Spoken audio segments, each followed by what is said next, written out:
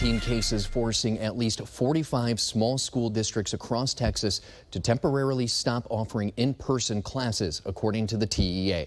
Good evening, and thank you so much for sticking with us after that Notre Dame-Florida State game. I'm Rudy Mireles. Since school started a few weeks ago, Hidalgo County reporting more than 900 COVID infections in students and more than 300 positives amid staff.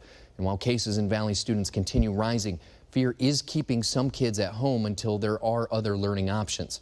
One grandmother explaining to our Cassandra Garcia that despite the challenge, she's going to keep homeschooling.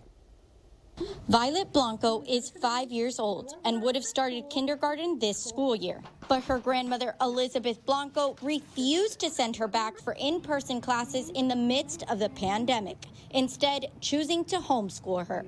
My biggest reason is priority is because of her safety.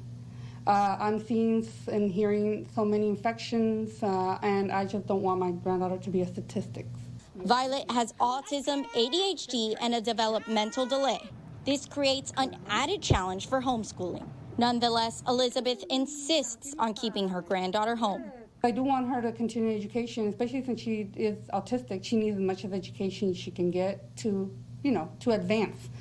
But at this point, the pandemic and the risks are too high. I'd rather her miss out a year than having to lose her.